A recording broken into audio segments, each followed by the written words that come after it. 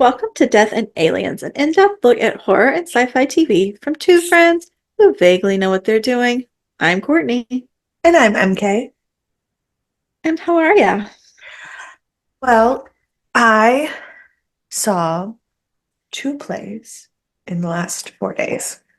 So, Ooh. one, they were both, I was gonna say one was professional and one wasn't. That's not true. They were both professional. Just one was meant for adults and one was meant for children. Um, Mm, um, sure. so on Friday, I saw a production with Dan and my friend Ruthie that my friend Nate directed. It was called Rehearsal for Murder. Um, Oh, I saw y'all posting about that. I think you and Ruthie, Yeah. I think I saw both of you. Yeah. So Rehearsal for Murder is like a classic whodunit, and it was very good. We were given faulty information before the show started that the first act was an hour and 45 minutes.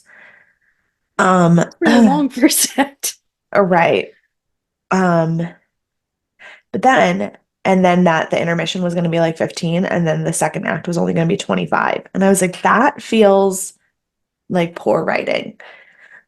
Yeah, So it's very that disproportionate. so then when the first act ended at like 45 to 50 minutes, I was like, hold on. So I pulled up the Dramatist Guild website and looked at the plays like Hmm. copyright and it said a 90-minute runtime and I go, oh, okay, that makes way more sense.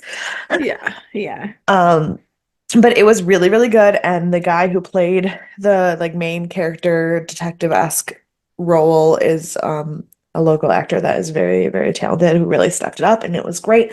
And I enjoyed it a lot. And then today I saw a youth theater production, which the Theater of Youth in Buffalo is a theater that does plays for children, not plays by children, like if that makes sense. Like the kids Okay. are, it's like Yep. it's for school performances, but all of the actors are like adults who are professional performers and Yeah. whatnot. Um, and we saw a production of Anne of Green Gables, which, interesting, has never been a play before. It's been a movie, obviously. Really? This is the first time it's ever been a play, and a Hmm. local playwright named Donna Hoke adapted it and made the play. And it was really, really interesting because it was set in the 1970s. Um, Interesting. Interesting because Anne was a person of color. And it didn't, everything that was said in it was specifically dialogue from the book. But they Mhm. took this idea that when Anne first moves to Green Gables in the books, I don't know if you've read them or if it's been 100 years since you've read them, like it I have was. not read them Okay. Well, or watched any basically, of the 75 TV adaptations. yeah. Basically, it's a story about this girl who moves to a small village in the middle of nowhere, Canada, as an orphan, and the family that adopted her really wanted a boy to help on the farm, and then were disappointed that it was a girl, and she's awkward and Mm. weird and crazy, full of imagination, and wonderful and brilliant, and everyone falls in love with Mm. her. Is she trying to But send it I down here? have no idea what they're gonna do. Mm. But this version of the play, they take all the words about how when she comes in, most of the versions of the that I have seen have had her as like a crazy redhead with like big Hmm. curly like Merida kind of hair. Yeah, I Um always confused her with Pippi Longstocking. yeah, but this one, all the things about her hair being wavy and unruly and crazy, they talked about it as natural hair. And it was really an interesting take on everybody like thinking she was weird and her being like the awkward Hmm. kid. And they did it, the director and the author wrote about having it set in the 70s because it is modern enough that it is logistically believable that a person of color could be in a society and be othered but not be like prejudiced, if that makes Hmm. sense. Um, and the fashion is amazing to like, Yes, I love it. The 70s. But also like to be specifically part of the plot of somebody having weird clothes that don't fit in, it's like such a distinct like fashion era. Yeah. And then also the 70s is modern enough, but without the technology that we take for granted. So they still had to like, they still didn't have like cell phones. If you were poor and living on a farm, you probably didn't have a ton of way to like get a hold of people without the writing letters and stuff like that. So like it was still mixing enough of the like initial elements of the story with a more modern thing. And it was really, really well done. Very cool. And obviously, like the things about race were like important, but they weren't put in a way that kids were gonna not get the story. Like kids were gonna get the story no matter what, and they were gonna understand it and love Anne, and it wasn't gonna be about race, but then adults seeing it could have those talking points to help kids like learn something additional from it. That's very cool. She should send it down to Broadway or and Broadway. In the kids like because they have playbills specifically for the school shows that have like educational pieces in the back of it. Oh, that's so smart. And in the kids playbill they had they had interviews with all of the women in the cast and crew who were people of color talking about how they feel about their hair. It was so cool. Yeah. That's so cool. So that is my happy moment for the day. So, or it needs to get pitched to a school system of theaters to be put on in schools. Yeah. So either call me, have her call me. We'll figure it out. Yeah, I will I'll just text her. I've never met her. I know she's send her my information. Give her my card. I don't even have cards. I was like, your card is my card. The only card I have of you for you is this one. Oh yeah. I don't have any of those, but I do have a QR card that you can see right here. And actually this one is not good because this one has my name on the back, and I made one that was like with your name also, but I didn't print those because I wouldn't hand them out. So this is not even your card. So killing it, doing great. Doing fantastic. Well, fun, you should say that.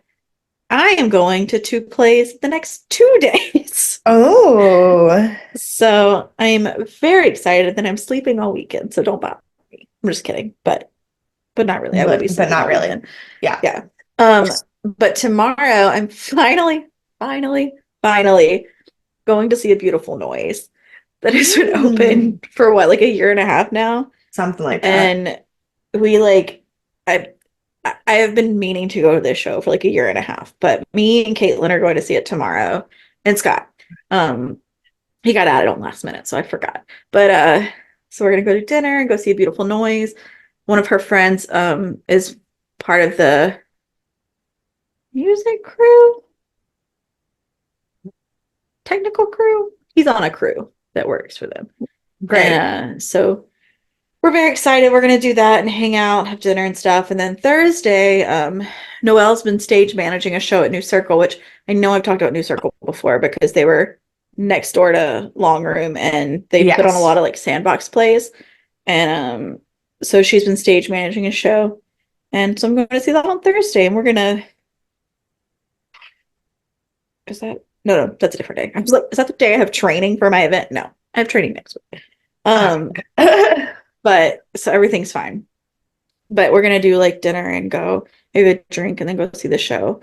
Nice. And I'm really excited. And I haven't had any days off this week after I got off. I did end up having yesterday off, but I didn't know I was going to. And I also had a panic attack when my heater cut off all of my electronics. So it doesn't count anymore as a day off. No. Because I had a panic attack.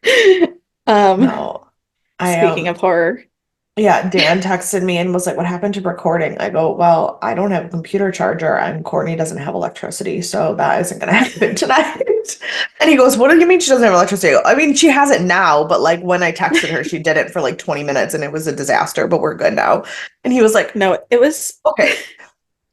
it was so scary because I was trying to take my nap, my pre-recording nap, Yeah. and I got my alarm hadn't gone off yet, but I got Mary Kate's text that woke me up. And so I woke up and I looked at my text, and as I picked up my phone, everything in my house shut off. And so I'm disoriented from being half asleep. And I see a message from Mary Kate. And I don't That just remember says, what and you it just said. says, all I said was, I fucked up. Yeah. And I'm like, I don't even know what's happening. Did you kill all of my electricity? You don't even live here. Like, my brain was confused. Turns out my heater blew a fuse in my like power surge box. And Yeah. so I just unplugged everything, plugged it back into the box, not the heater, and turned off the power surge and turned it back on. Everything was fine the rest of the day. But it was very Well, traumatic for a that's the minute. great thing about power surge like bars like that is that that's what they are meant to do is they just turn everything Exactly. off rather than blow up your house. It's It great. was, yeah, which was really nice. It was nice that it didn't blow up my house. Yeah. But oh, while we're talking stage shows, I do have a recommendation for the world. I've been watching Has Been Hotel on Amazon, and it's an animated show, but it's basically all theater people, but it was based off of like a YouTube web show at some point. I can't figure out the origins, but like Alex Brightman is in it. Stephanie Beatrice, Oh, yeah, yeah, yeah. is that her? Beatrice, You know, yeah. Yeah, yeah, yeah. yeah. And the Eaglehart, James Monroe Iglehart? he's in it. I always say his name wrong. Yeah. It feels like it's the cast of Spam a lot right now, but this came out before, like, well, it just came out, but it was recorded before Spam a lot. So these people just like hang together. Yeah. It's so wild. It's about the daughter of Satan trying to put together this like hotel that like helps people become better people and go to heaven. That's the whole premise. But there's a lot of like it's not safe for work. Like Got it. not for children Yeah, yeah, yeah. because like the one of the main characters' name is Angel Dust and he's a porn Mm, star. So it's a lot. But like because he's trapped by this like pimp like guy. So it's there's a lot going on. Don't show it to your kids. But if you don't have kids or your kids are asleep, you should definitely like check it out. Um so while I'm bringing us up, why don't you just keep that going with a little spirituality for us? this quote, I think it is not really um super uplifting, but it is comforting in a way. And I think it's something that relates to what we were talking about in Sunday's episode about where we are as people in our lives right now. And that is, Right. there are years that ask questions and years that answer. Zora Neale Hurston. So we are in the years that are asking a lot of questions. Yeah. But I you know hope that what? year's almost over. Yeah, but that means that the years of answers will have to come. So, That's a requirement. yeah. Zora Neale Hurston said so. Yeah. And she's amazing. So, like, we can't Yeah. argue with her. Is that from a So, book or is that just like a quote she said? I'm not sure. I got it on a quote website and it didn't tell You know, me. that happens. There's Yeah. no way to know. There's no way to know. It's fine. Well, Oh, just kidding. It's from Their Eyes Were Watching God. So, that tracks. That yeah, tracks. Um, that's what I was wondering, but I couldn't remember the name of the book, so I couldn't ask you if it was from that makes sense. book. So today, um, we are going to talk about American Horror Story Asylum, episode 6. I made these notes and my pens kept dying, so I have multiple colors in all of my notes. I hope that they all make sense Beautiful. I because love there's it. a lot of places where I just had to scratch it in. This Yep. is called Origins of Monstrosity. And if you recall, I told you there'd be a lot of flashbacks, which there. Yes. I apologize in advance. My starter notes are not very exciting. I have not a lot of new information for you. It did air November 21st of 2012. Was rated 8.1 out of 10. Number one song, movie, and a book, all the same. Nothing has Okay. changed. Okay. On this day, um, a lot of war things happened. Uh, there was a ceasefire at the moment between Israel and Hamas, so that Okay. was good for that day. Um, and then we Jesse Jackson Jr. resigned from whatever political role he had. He says due to health, but also he was on the line for a lot of crime that he had allegedly committed. So was it health or was it crime? Hmm. Um, and my favorite thing that happened that day that has no bearing on anything in the entire world, an airport shut down for a minute and took this man into custody because they thought he had a live grenade, but it was Wayne Coyne and it just happened to be like a gold plated like object with like a hole in the middle. I mean a gold painted, not plated. And he's like a famous musician. Um I love but yeah, it was just like a gold it. painted object that they just decided was a grenade. But like the description did not even sound like a grenade. So That, it was just wild. yeah, that is wild. On that day, I was on a bus, like a Greyhound bus, Back to going the city. to the city, I believe. I can't imagine That why I makes would have sense. taken a Greyhound bus anywhere else, except that that feels like it was like Thanksgiving week. Or was it? It No, it wouldn't is. have. It was it when Thanksgiving was It the was the next day? 21st, so it would have been Or no, but if it's maybe. no, Thanksgiving must have been the next week. That was a really late Thanksgiving. Let's see. Do do do do do Because do. that feels Let's go into weird. the Wayback Machine. Yeah. It doesn't want to tell me. None of the above. We didn't have No. Thanksgiving that year, according to the Oh. calendar. Oh, great. That's perfect. It probably was the 22nd, though. That's the third week, or that's the fourth Thursday in November of that month. Yeah. So it had to be the What? 22nd. Oh no, it So was the maybe you were going 22nd. home? But I was taking a bus from Rochester. So I must have just gone home and taken, or maybe I took the train home. I don't, Maybe. I don't know. I definitely still had the flu. Definitely had like 104-degree fever that day. So Yeah, I don't thriving. know. Me and Yeah. Wayne Coynes were having a bad day. Um, but it's fine. Our director is David Simmel. I've already had this issue before and didn't solve it because he directed Halloween Part 1 and Part 2 from season 1.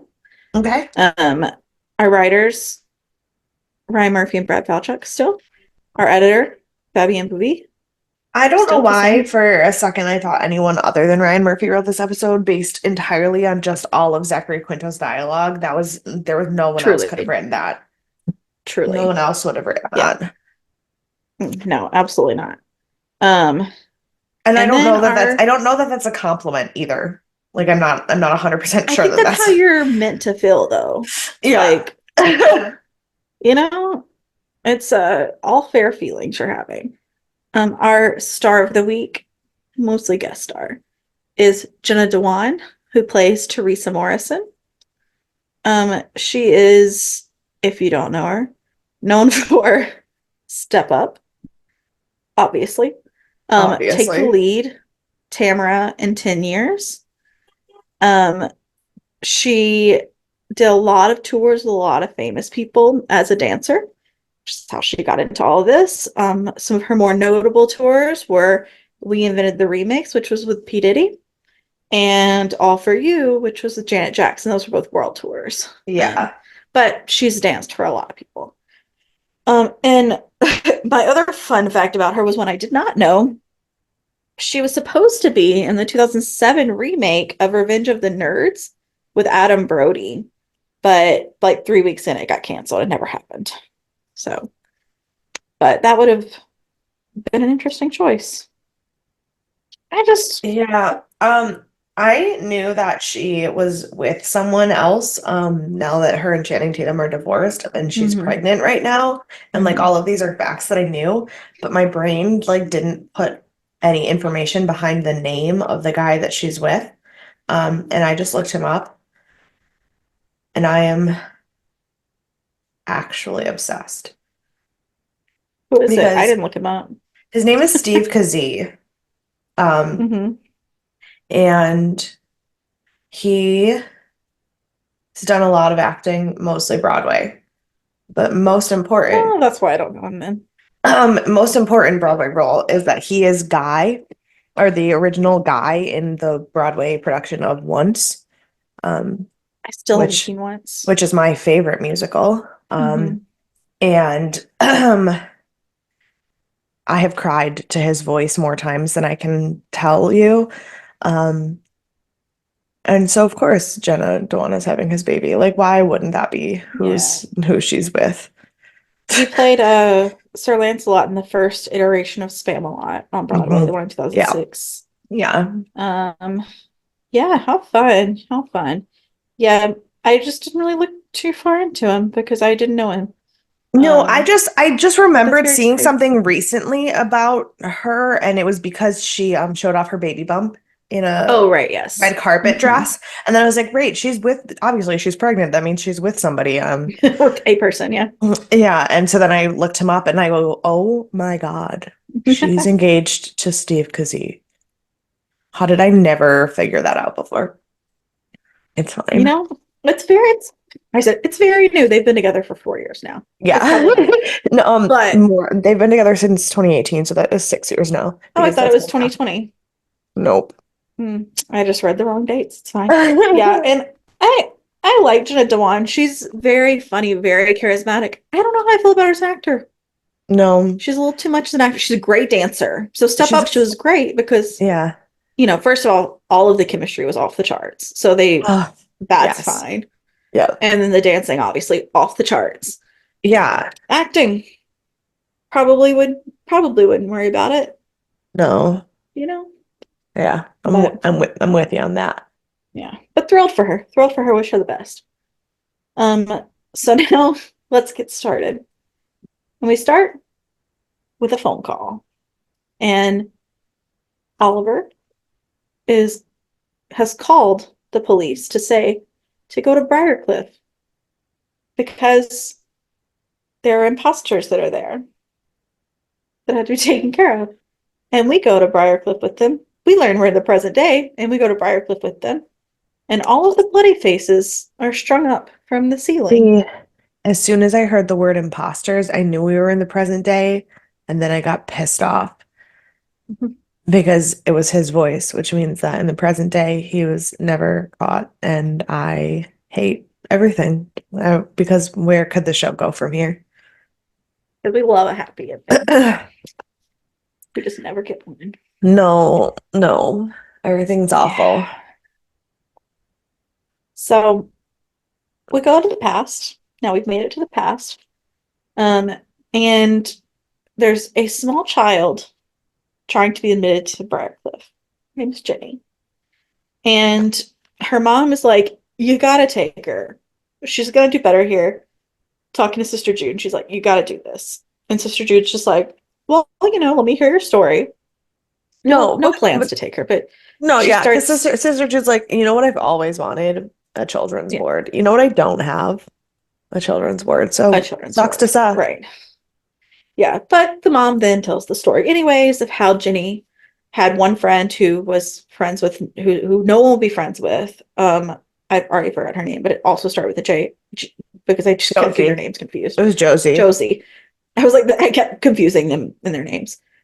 So Josie didn't have any friends except Jenny.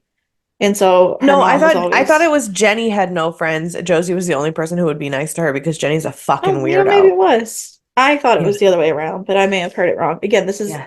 prior to my panic attack nap that this happened. Yeah. So I was already in the stages of falling asleep. Um, so they are sent out to the woods to play because that's what you do when you have a child that you have doubts about. Send Right. her into the woods with other children. And in the midst of this playing, they the girl is killed. Josie, she's been stabbed. And you just see her lying on the ground, stabbed. So not a good sign. And Sister Jude's just like, I get it. Not a good situation, but you're just gonna have to like rely on prayers. Well, and then She's young. the mom is like, she told me and she told the police that it was a tall man with a beard and a brown coat. And I believed her until I found the kid's hair in her fucking pocket. Right. And now I think she's a sociopath. Yeah, but it's okay. She's young, so prayer's gonna work. It's fine. Don't worry. Sister Jude's letting you know everything's gonna be okay. Because she can't have a children's word anyways. At this point, I think that Sister Jude is just so fucking jaded that like she's like, honestly, I'd just rather your kid killed me to like put me out of my fucking misery at this point. Well, look, worse things could happen at this point. Worse things will happen. Worse things will happen. Stay tuned. So we go to Lana, who is still at Oliver's house, but she's waking up kind of like dazed, and she's just like got all these pictures of Wendy around her, which is what a way to wake up when you know you're like captured. And then she hears Oliver asking for her, and she starts asking him where Wendy has gone. And he's like, well, like after everything that's happened, like I had to hide her, I had to get rid of her body. Like we can't have that. Kids confessed. Like I'm in the clear. We can't have bodies tearing up after that, obviously. Like, of course. Come on, Lana. Yeah. And get it together. You can't break my cover. You can't break your You know how this works. Right. And so we learned that he's trying to be motherly. He's been cooking her breakfast. And he's like, just like mother made it, even though he didn't have a mother, which is also what we've learned. So he didn't grow up with a mom, and he's real upset about it. So these mommy issues have started everything. We learned that not only did he not have a mother, but she left him when he was really young, and he ended up in the system, which is not always good anyways, but at the time, super not good for people. So then Lana, being smart and I'm sure terrified, is trying to connect with him so that he, doesn't kill her. And she's like trying to connect with him and be like, none of this is your fault. Like, whatever, you shouldn't have to worry about all this. And he's like giddy because he's like, I knew you were the right one to choose. I knew that this was the right move to make. And like, that's unfortunate. But don't worry, we have our first flashback. And so we go back to medical school with Dr. Thredson, pre-doctor. And this is when he really started seeing every like 33-year-old woman as a mother who abandoned him because she was 33 when she left. And he's like, I know that she's obviously not 33 anymore because that was when I saw her as a child. I'm 33. Right. And so he's like, I understand that that's not true, but I still like needed that contact. So he's like, I had to have skin to skin contact with her. I'm like, this is already starting off creepy. So bodies with a dead body, skin to skin contact, but then not enough. So because the dead body was cold. And then he says the creepiest fucking thing ever about the scientific study of like flesh, like with animals, and like one thing having like flesh on it, but it not being alive. So he talks about it's the Harlow study, which is a real psychological study that people did. Yeah. And what it is there's these baby Reese monkeys, and they are trying to figure out like which ones, like how to like figure out how they're going to pair or whatever. And so they have one mother who is like metal and just like a shape of a monkey, the shape of a monkey milk with like a bottle inside of it so that they could give milk. Right. And so it has like the milk with it. And then you have the other one that does not always have milk, but sometimes has milk, but mostly doesn't. And it's coated in like a cloth, so it looks more like skin and more real. And the baby Reese monkeys always go to the one with the cloth because it looks more real. No, that wasn't what it was. That wasn't it, that's the one that has the cloth over it is actually like um warm. It's not metal, it's Right. warm. It's heated. Yeah. It doesn't have milk. It never has milk, but it has heat. And he was basically like the study proved that it's not even the skin that or the milk that's the issue. It's the warmth. Mm-hmm. Because it Which is feels the like it's alive. fucking It feels like a living being. creepiest thing. So this is when he decided he needed not only skin from a 33-year-old woman, but warm living skin. And we see him attack his first victim, who I believe was the librarian first. It's either the Yes. librarian or the secretary. I don't remember. Yeah, I think it was the order. librarian first, but I think so. And then he calls Lana mommy. And that's super creepy. So then we go back to the asylum and Sam Goodman's calling. we skipped the credits, but I wanted to tell you I We did see did. something. Did you look at them? I did look at them. I still don't think I saw that much that was different, but I did see a pig's head that I hadn't seen before. Yeah.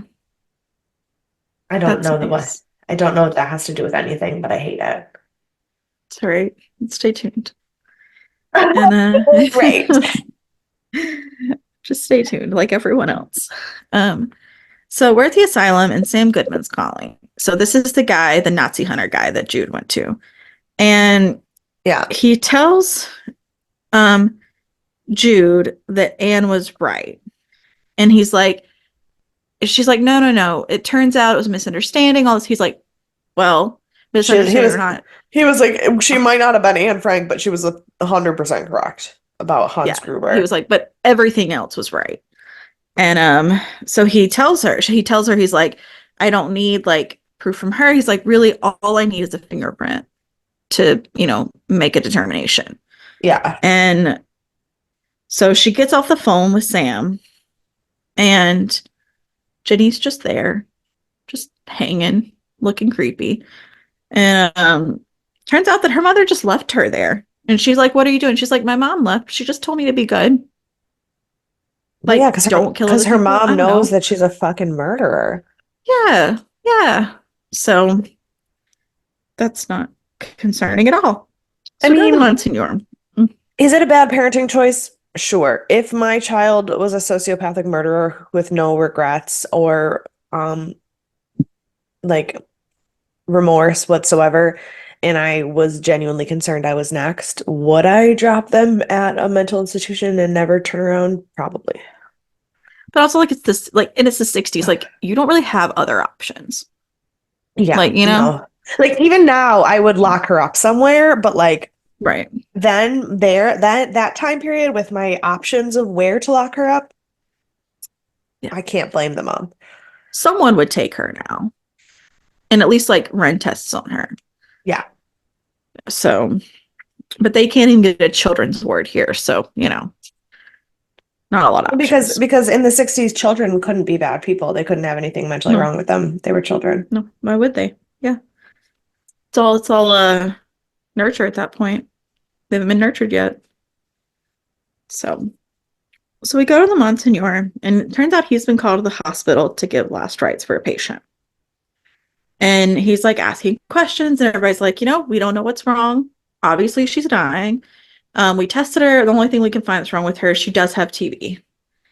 And he's like, okay. And then we walk in the room. Obviously, it's Shelley. Well, and also you have to remember that post World War II, TB was a totally different thing. Like if somebody now said like you had a hospital and somebody had TB, you'd be like, holy shit. But like, then it wasn't like, it was like, he said, I didn't know that there were any of them left, meaning it's close enough to the time where people will still violently dying of TB often, but far enough away that it's odd. It's not like he hadn't seen it in a minute. Right. It's not like the like complete marvel that it would be here. Right. And also even now in 2024, it's only a marvel in certain places. Like Right. Like when I was living in Thailand, I had to have yearly TB tests because it's still Mhm. common there. And I think the medical field still has to do random TB tests because I know whenever I did my internship at the hospital, I had to get a TB test before I could go I there. I had to get one, both of the public school districts I worked in, I had to get one before I could get licensed to teach there. So Yeah, I've had quite a few TB tests in my life, but don't worry, I've had still two. kicking. No TB Five, here. five. I've had five. Yeah, thank goodness. None, Yeah. none here. Nope, no Um, tuberculosis. But the one bad that's a thing, positive the note of one the bad day. thing about not ever having tuberculosis is that Edgar Allan Poe would never be in love with me. I know. I was just about to bring him up and couldn't figure out how. And I was just like, you know what, it's fine. I'll just move on. I don't know how to bring him up. You can't talk about TB and not talk about Edgar Allan Poe. I know, I know. Ugh, bless his heart. Should have had some Edgar Allan Poe references in this episode. Yeah. Alas, missed opportunity.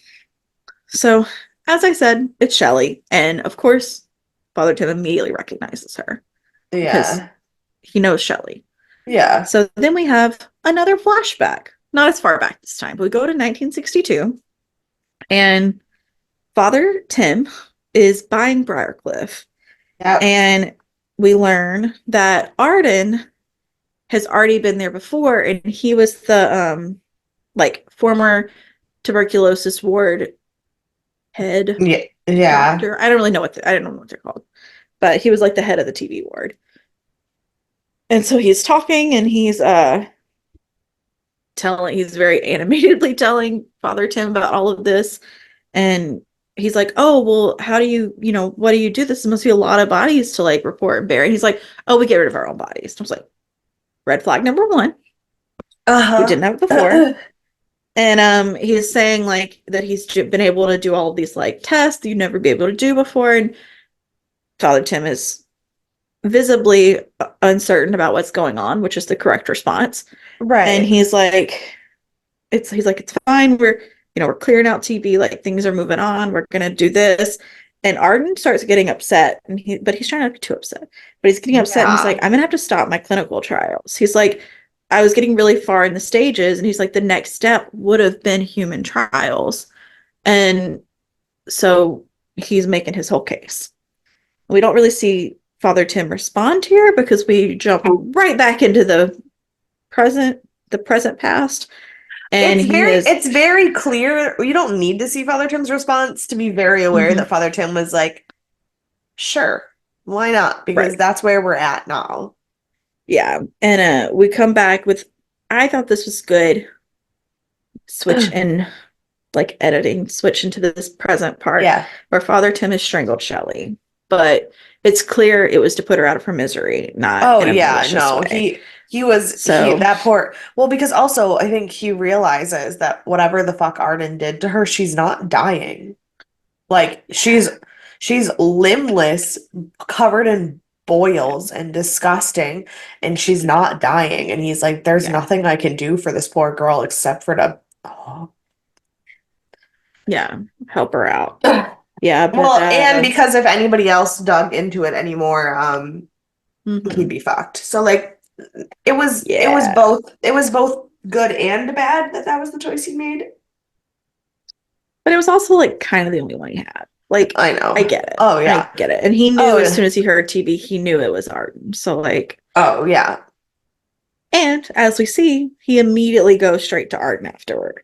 And he confronts him. And Arden's just like chilling, listening to classical music, acting like super joyful, like maniac. And then he starts being so then of course Arden starts defending himself and he's like, everyone here is just a waste. We're just gonna keep doing these trials. Like we're learning so much with science. And Father Tim's like, no, this is insane. We can't Yeah. keep doing this. Please stop acting like a monster and turning people into monsters. And Arden And is just up in arms. Arden's like, well, can't stop me now. If you try, I'll pull you down with me. Yep. And so Father Tim just kind of backs off. And so Arden goes on his way and he finds the man that is always furiously masturbating. peeping through a peephole at Sister Okay. Moon. Did they change the actor for the Furious No. Masturbator? Because I did not think that that was Mark Consuelos the first time I saw him, but this time I was like, no, that's Mark Consuelos. So I think there's another guy, Okay, because the guy that Lana saw in her but like this no in when Lana was doing her like thank you for letting me save Briarcliff like speech no, that dream, was it a was a different guy. okay, thank God, because I was like you I would have known that that was Mark Consuelos. Yeah. No, I don't think it was a changed character. I think it was just a different person. But Okay, yes, because it was absolutely Mark everyone's Consuelos. jacking off in this Yeah. prison. Well, we know from Jed that that's how you get here, and plus all the Satan and like eating cow hearts and stuff. As a Right, side for note. sure, for sure. Um, but yeah, I almost talked about Mark Consuelos this week, but Jenna ranked just a bit higher on her Yeah. list, since I was like, maybe next week. Um, but yeah, and so it turns out he's like getting on to him, and he's like, no, he's like, look, she asked me to be here, Yeah. which we know she's Satan, so that tracks. Right. Um, and so yeah, so this is where he's talking about them being more than human, instead of dying of tuberculosis, being waste everything. And this is when he threatens to out Father Tim and him. Yeah. Um, so then we go to Sister Mary Eunice and our creepy child Jenny, and she's just chatting her up, and then she's like, she was like, did you kill Josie? And she's like, no. And she's like, it's okay, I know you did. And she's like, what? She's like, it's fine, I'm Satan, No, everything's okay. she goes, did too. And Jenny goes, how'd you know? Yeah. She goes, I know everything. I'm Satan. I was like, Yeah. So now she's ma'am. like plotting to have her as her like underling, it seems. She's like, no, you just find other ways to be bad. She's like, it's okay. She's like, you were born with something great. Don't let anyone stop you. Ma'am. Yeah. So a match literally made in hell. That's fine. Um, so then we have another flashback and we see Mary Eunice, and she is at this pool event with her quote unquote friends, I would imagine. Yeah. And they're all wrapped up in these like tight robes, and the whole thing is they're gonna like stand by the pool. They've asked her to get on the diving board, and they're all gonna like let go of their robes and jump freely into the pool. But as you could have guessed from literally any other scene like this, the Yeah. only person not wearing any clothes was Sister Mary Eunice. And so she Yeah. was It was horribly it was embarrassed. very cliche high school movie. Yeah, very cliche. Um, and also like I think these flashbacks are supposed to show how they ended up like where they are now. But she's possessed by a demon. Like this is not why. Yeah, no, She's a demon. it's the origin of monstrosity. So it's like Right. backstories on the most monstrous people we have. But like Right. Sister Mary Eunice isn't a monster. She's literally possessed by the No. devil. It's like Right. actually Satan. So So her that's flashback doesn't matter. it's stupid and it doesn't belong here and I don't Yeah, like it. I agree. So yeah, so now she's gonna train this child, it seems, into being a bad person. So we go to Sister Jude, and she's telling Father Tim about the child. She's like, I'm so sorry. This shouldn't have happened. I told her not to leave him. Now she's leaving him. I mean, leaving her. Yeah. Now she's leaving her, but I'm getting taken care of. I've already called everyone. They're coming to get her. Yeah. And we learned that he's transferring her to Pittsburgh because that's basically what Arden told him to do. He was like, Yeah. there's one thing that's going to be in the way of both of us. Obviously, it's Jude. And I she will knows say, immediately it's because of Arden. yeah. I will say though, like I understand that this is wrong and it is cowardly and it is awful and it is the worst decision for everyone else.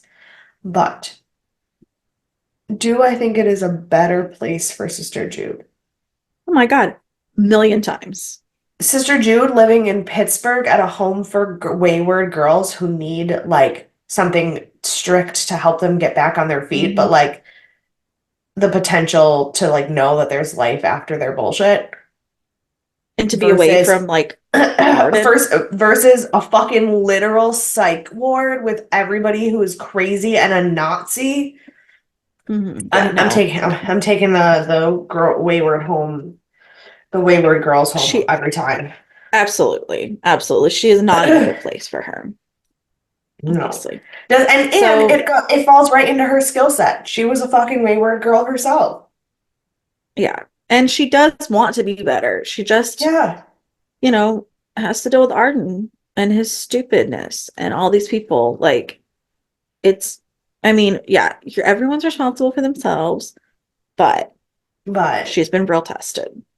Oh, yeah. Like, if I become a wayward girl tomorrow, people aren't going to ask a lot of questions. They're just like, yeah, that makes sense. You know, like, when you're tested, things happen. I'm not going to become a wayward girl tomorrow. Maybe next week, but not tomorrow. Yeah. So now we go to Jude, who is obviously mad, and she's packing up everything when Sister Mary Eunice walks in. Yeah. And she says that the child's been picked up. She's gone home. And Sister Jude's like, great, excellent. So she's like, here's the thing. I'm packing. I'm leaving. Do you think you could bring that cognac that we always talk about in 2 nice glasses? Just 2 clean glasses. And I was like, okay, that's a good specification, I guess. Yeah.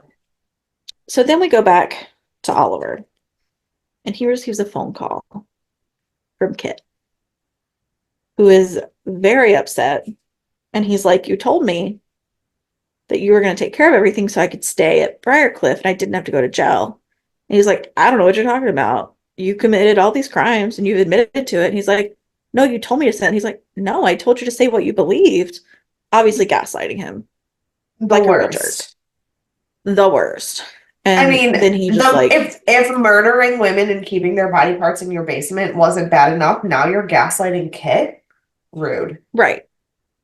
Yeah, not cool. Not cool, man.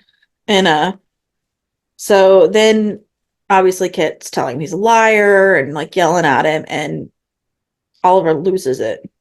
And he's like, don't say that to me, don't tell me that. Hangs up on Kit, having a meltdown. And this whole time, Lana is trying her best to escape. She's got metal things trying to cut things off of her body. Yeah. And then as all of this is happening, Oliver starts angrily bounding downstairs, and Lana barely makes it into her bed in time for him to not see her out of it. Right. But, whew, she did. However, he's very observant because he's a psychologist, for better or worse. And he sees that she's like sweating and she has a high heart rate. And he's like, what have you done? Why is it that people like can't ever see the forest through the trees? Like the craziest people are psychologists. I know. Ask Rachel. I don't have any answers for you. I tell her that all the time. She loves it. She loves it when I tell her that.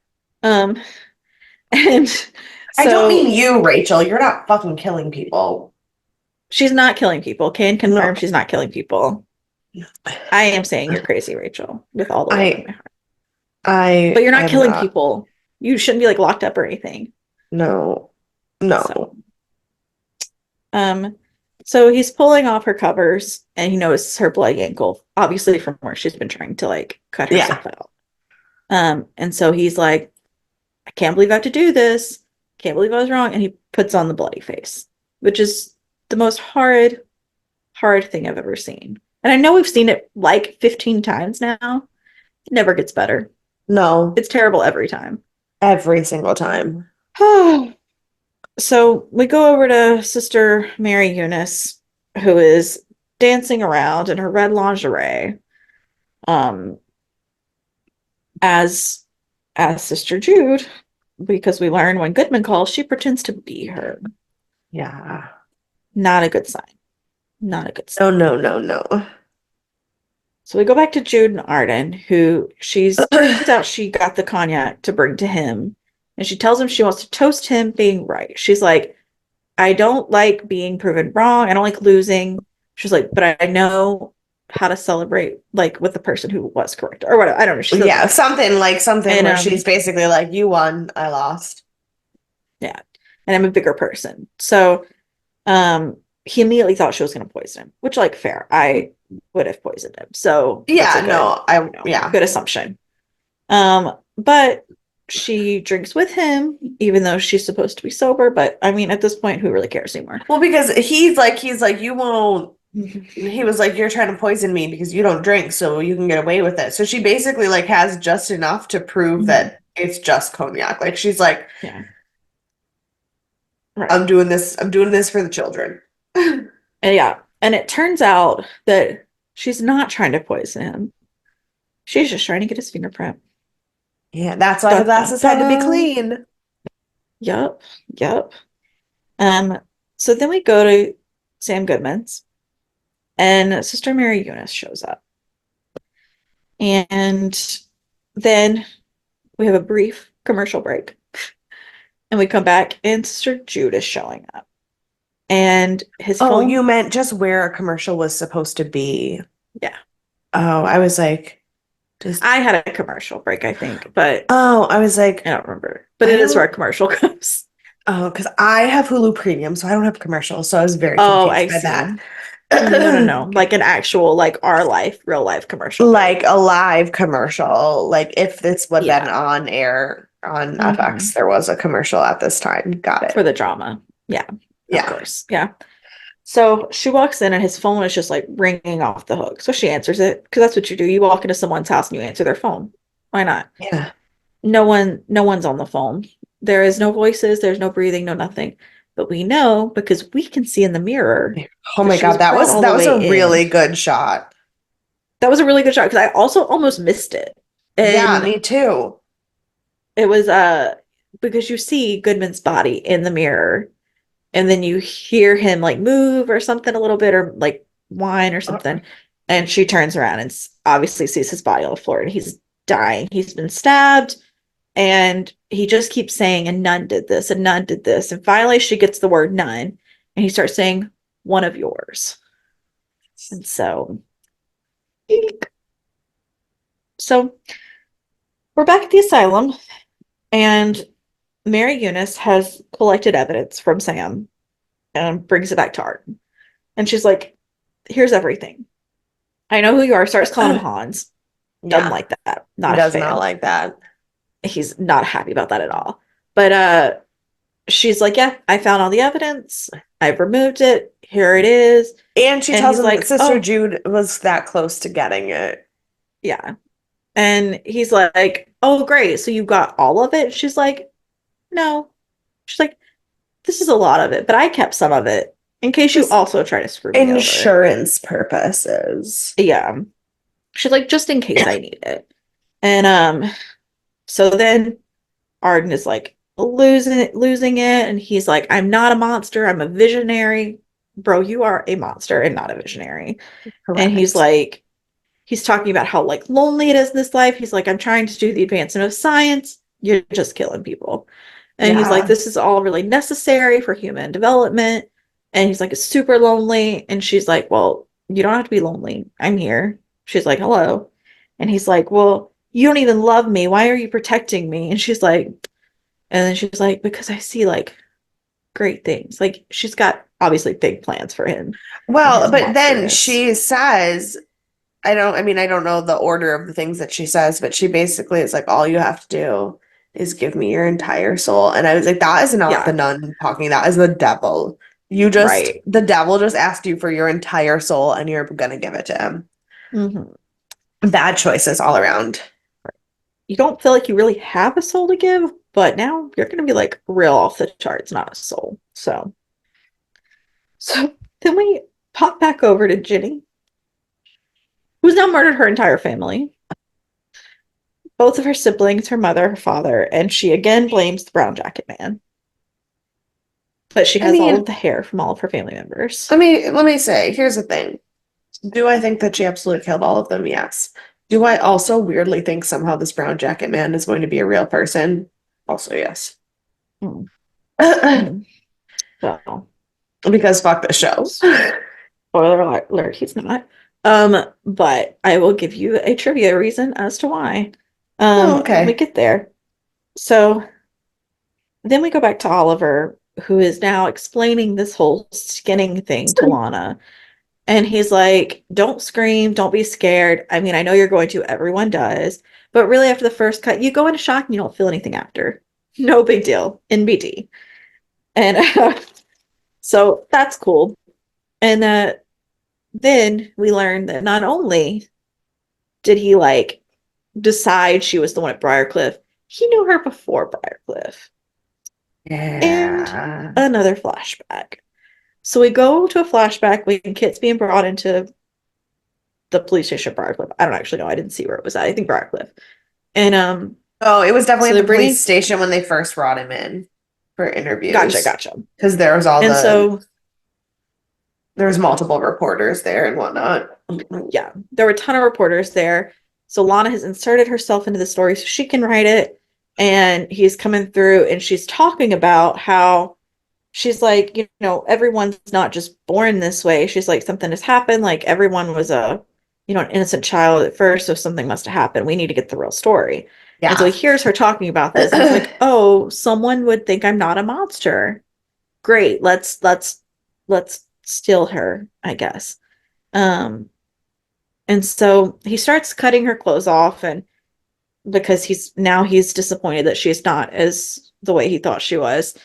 And then she starts telling him not to feel guilty. She's like, a mother's love is unconditional. So she like hard buys in now. She's like, this is the only way to save myself. Correct. And then he stops trying to kill her and he starts crying. And then he starts to try to breastfeed from her. Yeah, that was which as not only an adult man, but as a doctor, you should understand that that's not how it works. But he doesn't. He should seem to also understand that not every 33-year-old brunette woman is his mother, but he doesn't seem to understand that either. Right. So let's not give him That's credit. True. That's true. Yeah, he's got a lot of misconceptions about the world. So now we jump to today, like 2012. Yeah. And they found all the bodies. They're walking around. There's a cell phone ringing. Huh? I said they were like ratcheting the bodies down from being hung up. It's gross. I hate it. They found Adam Levine and all this stuff, and the phone starts ringing. They answer the phone, and he's like, "This is the detective who's speaking. Like, what's going on?" And he tells them that that it was another work of Bloody Face. And then another detective walks in. He says that he didn't kill Adam Levine. He only killed the three imposters. He only killed the imposters. And then another detective walks in and says, "Oh crap, Morrison, I talked to Morrison's sister and he's on his honeymoon." And they're like, "So where's the bride?" And we pan over to a shot where Jenna Dewan has been captured.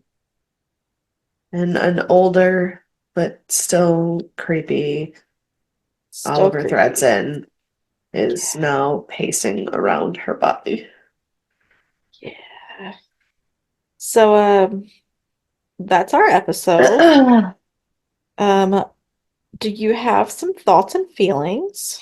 Well, you already ruined my one prediction that this little kid was going to have more fucked up things going on than just being a psychopath, which I wasn't really like set on that theory. It's just that like I've decided to second guess everything I think about this entire show since every time something happens, it's awful. I'm starting I'm not saying she won't do something else because I truly do not remember where her story goes, but she's based off of Mary Bell, who was one of the world's youngest serial killers at 10. So she did it. No. And she is responsible by herself. No, I was going to say, I think she did it. I think she's responsible by herself. I just think that the show is fucked up enough that this like idea of the man in the brown coat and being like coaching her or some kind of creepy like entity. Yeah, well, because there's already fucking aliens and the devil. There could also be like a guy in a brown coat who's like telling her what to do. And whether it's like another human or not, like that's what I meant by that. I fully think that she did all of it and is a fucking creep, but I think that That makes I think sense. I think that it's more like he made me do it, and it's her imaginary friend in the fucking background because it's the devil. Yeah. Like that's what I meant by that. And, truly, I don't remember if she comes back or how this story ends on her end. Like, That's it's great. been so long because I watched this season Yeah. that, like, Um, the very specific characters, I don't ever remember how they pan out. yeah. So, other than Which the is big ones, fine. obviously. Which is fine. And that I was like, no, I hate the show, and I'm gonna like read into literally every piece of dialogue because this it's awful. Um, Mhm. I'm over Sister Mary Eunice. I'm over it. I don't care anymore. I want somebody to murder her. The Over worst. that. Um, I didn't like how little Kit was in this episode because he's the only character that I care about. Um,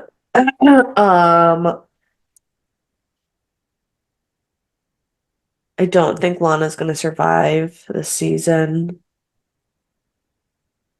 because there's only so much you can pretend to love this man and survive, Sure. especially when we now have the present day flashback that he is still alive and doing things. Mhm.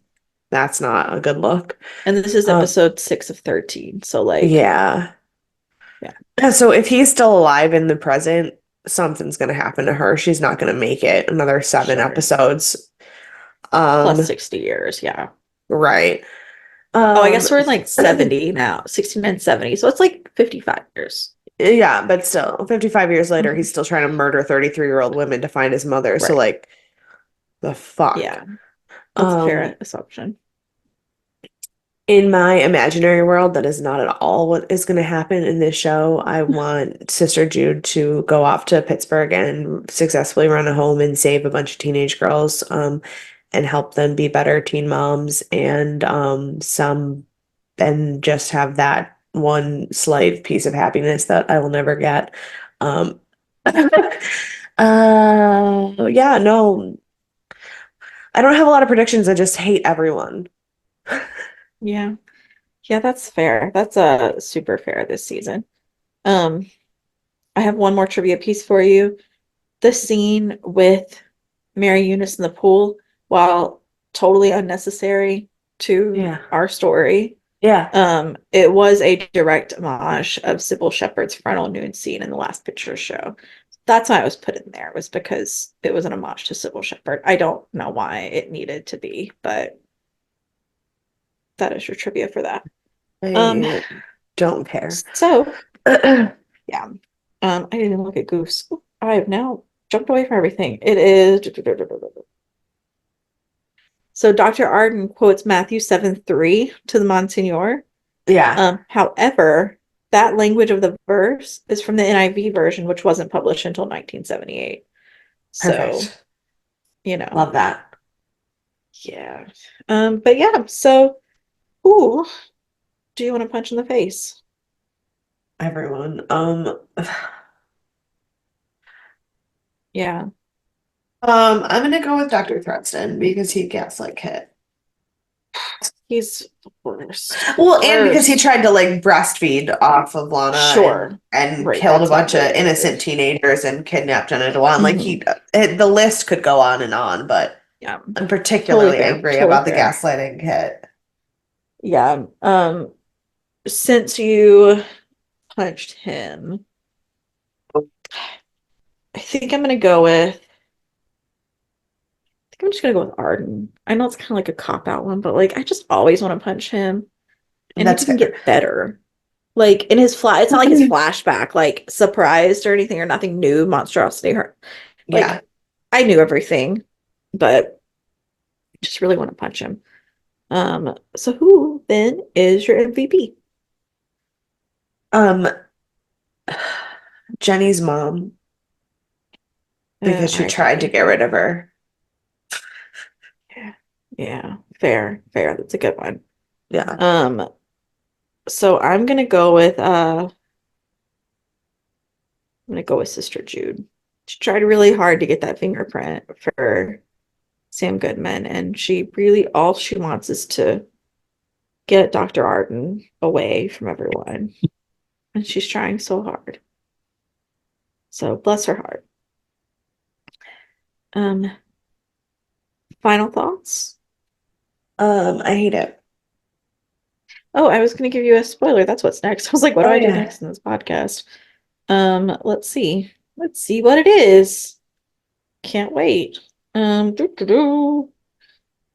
Da da da. Interesting. Um, hmm. Huh. I for sure remember maybe 5% of this episode. Oh, good. So,